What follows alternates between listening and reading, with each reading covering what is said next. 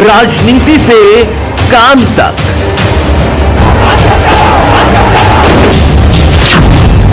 अपराध से अंजाम तक, खेत से खलिहान तक, अब हर खबर पर होगी हमारी नजर। पाइए सीधा अपने मोबाइल पर। जो सम्मान दिया है अनुसूचित जाति एवं जनजाति को, एक महिला को भी हिंदुस्तान का सबसे सर्वोच्च स्थान और जो पद दिया है वो भारतीय जनता पार्टी ने दिया है। मेरे भाइयों बहनों, जब आप यहां से जाओगे तो 370 जो धारा खत्म होगी ना, उस धारा के बारे में भी सोचना। वो धारा इतनी आसान धारा नहीं है। वो उसमें पंडित जवाहरलाल नेहरू ने उत्तर प्रदेश, बिहार, हरियाणा, पंजाब से जहां भी आज मेरी गांव देहात में ये आवाज जा रही है, वाल्मीकि समाज सारा सुनना।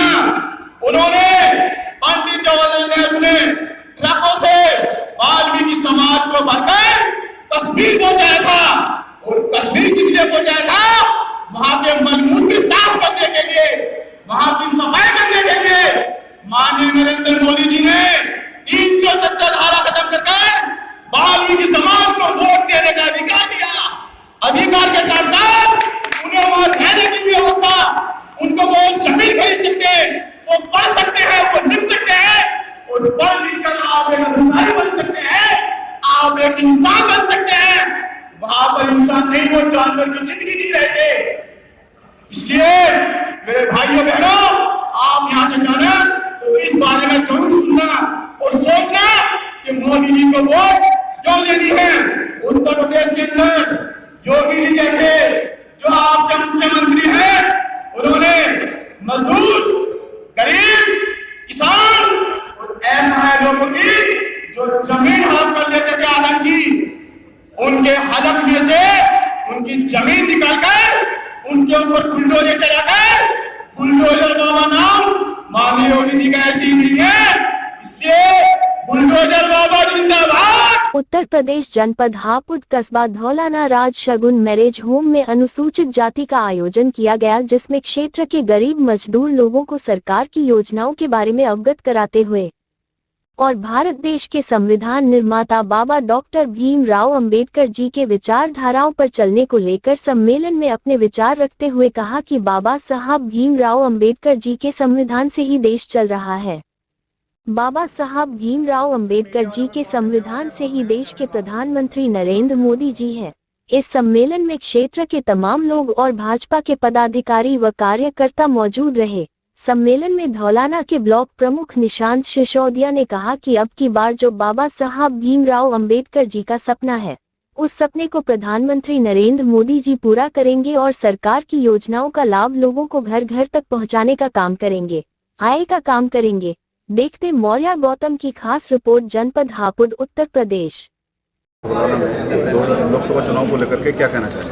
आज भारतीय जनता पार्टी का एससी मोर्चे का सम्मेलन था और विधानसभा के हमारे समस्त मोर्चे के पदाधिकारी, हमारे सभी कार्यकर्ता बंधु मिलकर आज विधानसभा का मोर्चे का सम्मेलन किया है, जिसमें हम सब लोगों ने ठाना है तिवारा से मोदी को लाना है। 26 तारीख में लोकसभा का चुनाव है, सबको पता है।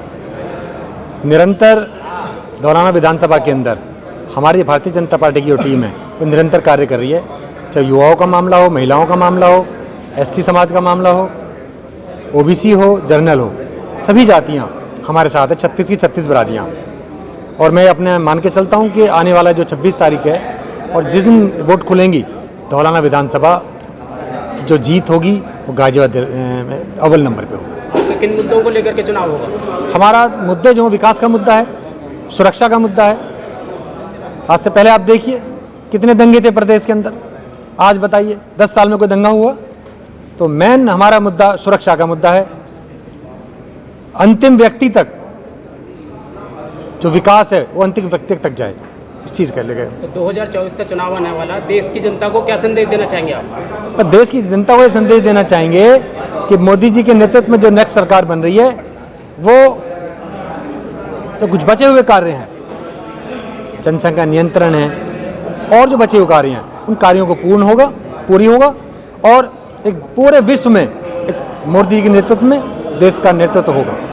एससी मोर्चा भारतीय जनता पार्टी के साथ पहले भी था और आज भी था। बाबा साहब भीमराव अम्बेडकर जी का जो सपना था कि पिछला व्यक्ति जो दबा कुचला है वो आगे आए, और यही जो सोच बाबा साहब की थी वही सोच हमारी पार्टी की है।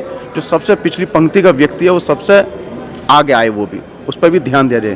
तो ये भारतीय जनता पार्टी है, सबका साथ, सबका विकास, सबकी जो गारंटी ले रही है वो मोदी जो ले रहे हैं सबकी गारंटी, वो बाबा साहब भीमराव अम्बेडकर जी का भी यही सपना था कि सबका साथ सबका विकास हो। महिलाओं के लिए बाबा साहब भीमराव अम्बेडकर जी ने महिलाओं के लिए भी किया था रिजर्वेशन, और आज मोदी जी भी महिला पर, योगी जी भी जो महिलाओं के लिए जो शौचालय बना रहे हैं उन पर ध्यान देने जा रहे हैं। तो भारतीय जनता पार्टी है जो सबका साथ सबका विकास और सबका विश्वास और सबकी गारंटी ले रहे हैं मोदी जी। जय हिंद, जय भारत। को लेकर के चुनाव होगा, विकास को लेकर जिस तरीके से भारतीय जनता पार्टी ने विकास किया, जो हमारे केंद्रीय मंत्री हैं नितिन गडकरी जी ने, जिन्होंने जो सड़कें जो बनाई आप देख रहे हो, बिलखवा से गाजियाबाद की सड़कें 15 मिनट में गाजियाबाद पहुंच जाते हैं, जहाँ पौन घंटे पहुंचते हैं।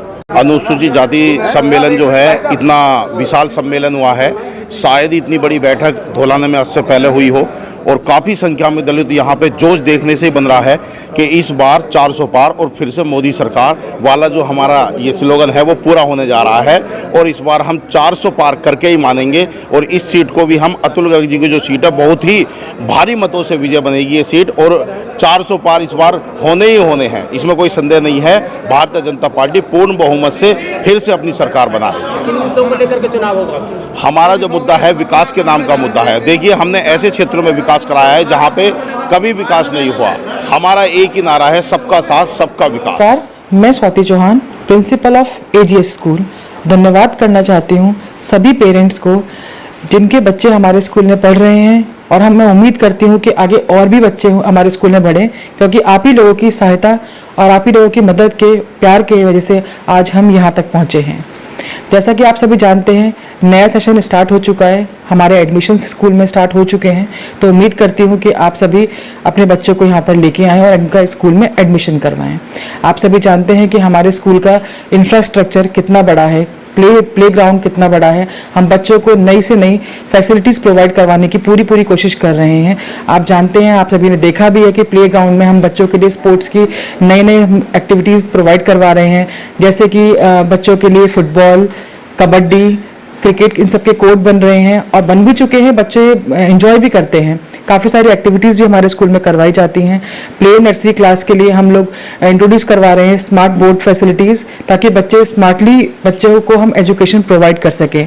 हमारे टीचर्स, हम नई हायरिंग कर रहे हैं टीचर्स की। काफ़ी टीचर्स हमारे स्कूल में हायर हो भी चुके हैं जो कि मॉडर्न टेक्नोलॉजी से बच्चों को पढ़ाएंगे।